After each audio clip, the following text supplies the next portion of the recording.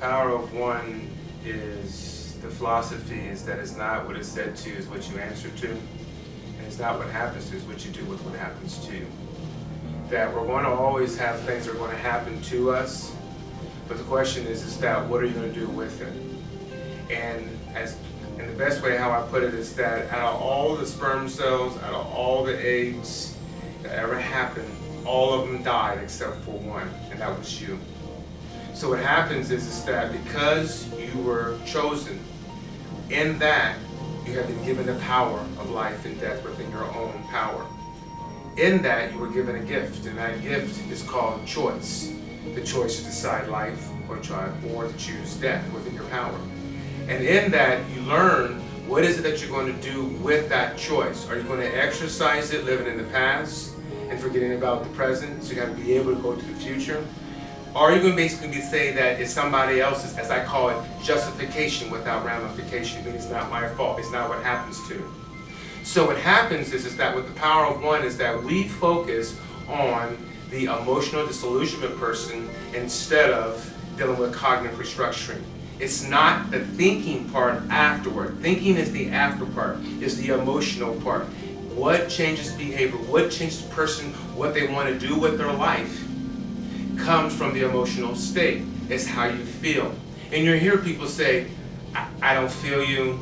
Do you get what I'm saying? Do you feel me? Is it something like that? And so what I try to share with individuals is that to be able to change behavior, be able to change what it is that we do not like about ourselves or the environment around us, we have to say to ourselves, what is it that we're going to do? We have to change the heart of an individual.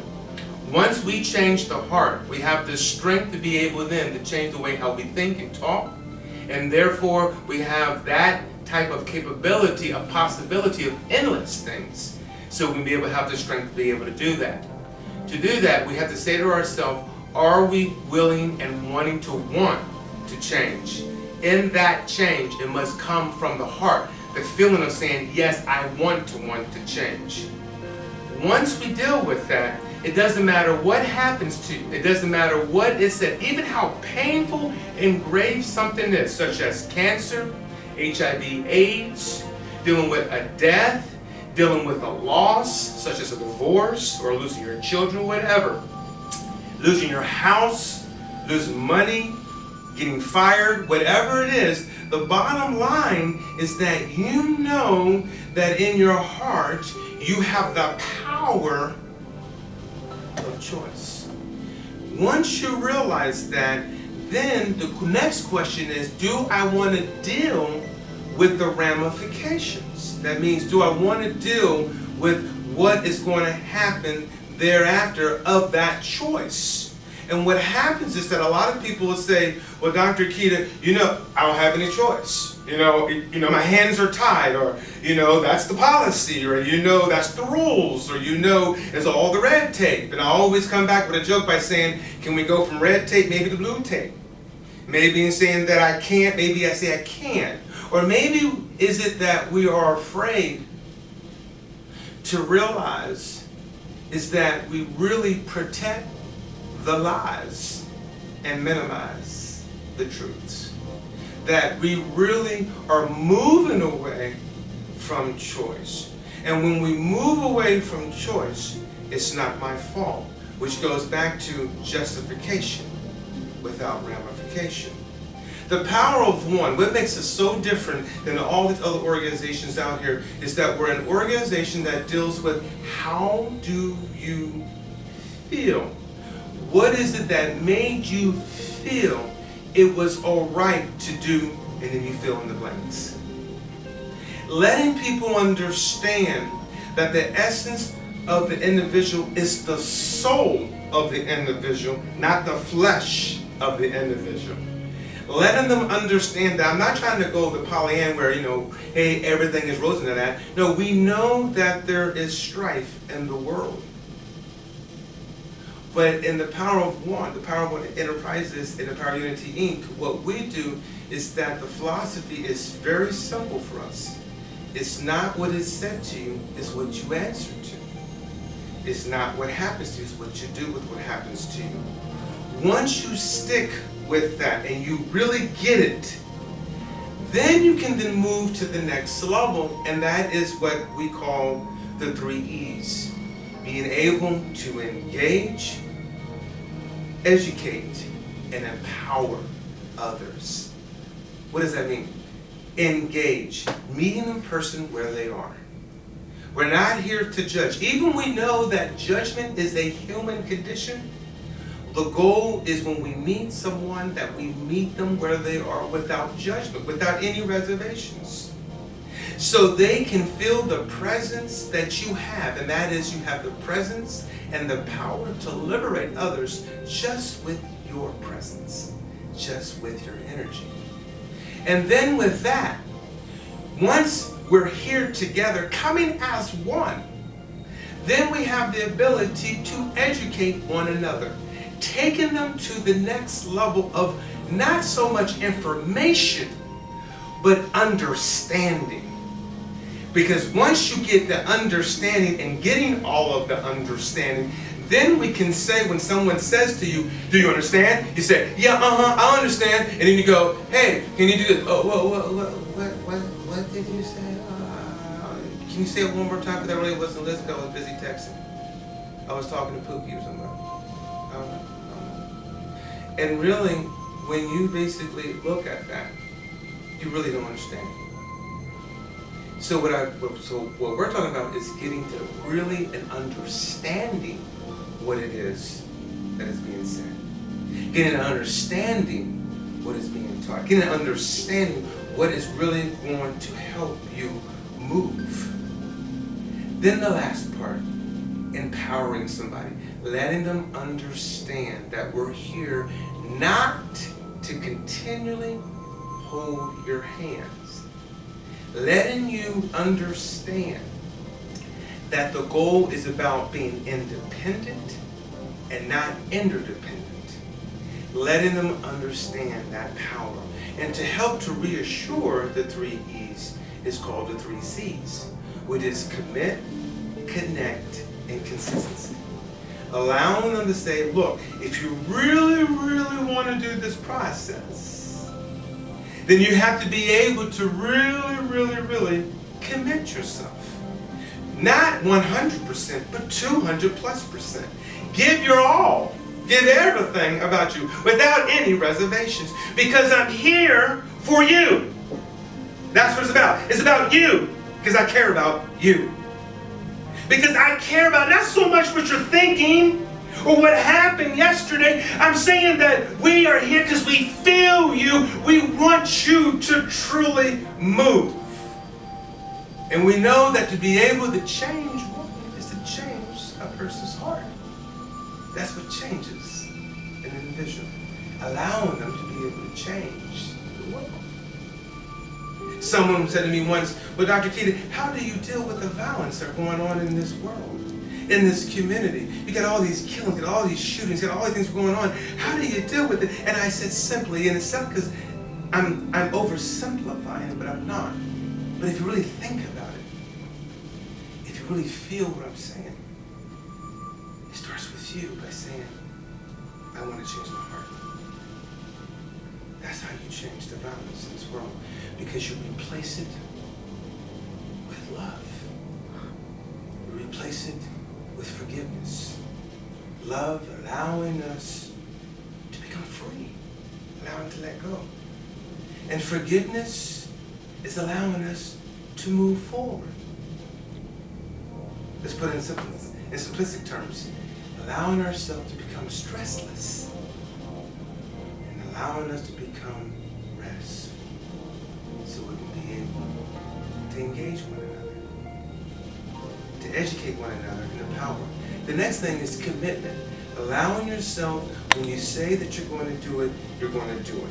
Don't put any type of excuses to it. And the last part is then being consistent. This is the reason why a lot of people don't succeed in the world. It's because they're not consistent. Well, you know I got busy. You know I had kids. You know that, hey, you know my car was down. You know what I mean? Hey, I got fired. You know, and I didn't have any money, so therefore I couldn't do it. But yet, But yet, I'm still doing everything else. I'm going out, still smoking cigarettes or doing whatever, still having children, still doing everything than what it is that you said that you were going to do, that you promised yourself. And you never did because you weren't being consistent. So what happens is that, in essence, the power of one is about letting you realize the power within you, one with God, all things are possible. Letting you understand that it's not just about you, it's about everything. And then to close is that the power of one is not just about balance, but it's also about peace. Balance, prevention, education, and peace. So what happens is that when a person begins to realize what he or she are doing, then it helps them physically to deal with it because they are, one, stretched out, they are physically fit to their ability. And that's what the Power of One and Power of Unity Inc. deals with. It talks about what you can do, not what your next door neighbor can do or what the next person can do. It's what you can do to the best of your ability physically. Also what it deals with is that the physical principles are right in line with the philosophy. It's not so far reaching that you can't reach to it. That's what's so neat about the Power of Unity Inc. is that it's an organization that has principles that basically through its programs can teach an individual whatever they want to know and how to help. But it all goes back to, it's not what it said to you, it's what you answered to. It's not what it said to you, it's what you answered to. So it's all those principles. It doesn't matter what age, I don't care if you're 3 years old or the sky. It all comes back to that. The next thing that it deals with also physically is that I demonstrate how you can also, once you're dealing with meditation, dealing with exercising, and dealing with it, now you're dealing with how to deal with what I call lifetime fitness. It teaches you about self-defense also, not just self-defense. See, people think self-defense is always physical, blocking or moving out of the way or doing hand gestures or whatever. It's not just that. It's also verbal too. It's the way act of kindness, saying yes sir, yes ma'am, no ma'am. If you see a potential that maybe you might go the other way. So it's talking about even mind self-defense. Even when you know that you're upset, someone got on a last nerve of yours, that emotionally that you just go within yourself and calm yourself. So it's emotional self-defense. You might have somebody who's going there, and spiritually you might say, I know that the human part of me, I'm going to go off on you, but that higher spiritual side of me is going to kick in, and I'm just going to walk away from you. See how it is? So that might be spiritual self-defense, okay? So it's teaching you the whole body, but also the main thing about the physical part is that whomever is teaching with the Power of One and the Power of Unity Inc. is that instructor, me, and my other colleagues are also showing you by example. It's not just that I'm here in front of your classroom. It's not that I'm just here in front of the community or prison or detention center or halfway house or group home or wherever I'm at. My life is that way even in my home. How is it that I'm going to tell a student that you need to study and you need to come to school and you need to take part in your education, and yet I won't do that? How is it that I'm telling somebody don't hit somebody or go out there and be malicious to somebody, and I'm not doing that? This is the reason why our systems, and you feel whatever it is, out, that it's not succeeding. Because it takes people to destroy people. And it takes people to build people. That's why I always tell people it's a human condition. It's a human condition. So the Power of One, Power of Unity Inc., what we do is that, so I'm showing you the philosophy and I'm showing you actually the action of it as well, the science of it, and I'm putting it together, showing you what is called functional education. Functional. Let's change the word. principles. I'm teaching you principles. I'm teaching you how to deal with it. One of the things people will do also is that they'll come in and they'll say, you know, Dr. Akikta, my son or daughter, they're special. And I'll say, you know what, so am I. He or she, but they don't like it. He or she, but sit down, or whatever it is. The reason why I say this is because this. Remember what I said, it takes people to build people. It takes people to destroy people. Our programs are designed to let people understand that it's about life. Society doesn't care if you have an IEP or not, or an IHP or whatever. They want to know, are you going to pay the bills or not? Are you going to be part of the solution or part of the problem? That's the way how I interact with every single human being that comes in front of me. I do not care what society has labeled you as. I come with love. But not the love that people are used to. As my wife puts it, I love on people, not love them. See, you might be the kind of person that says, hey, I love cookies. You know, like I like Oreo cookies, you know what I mean?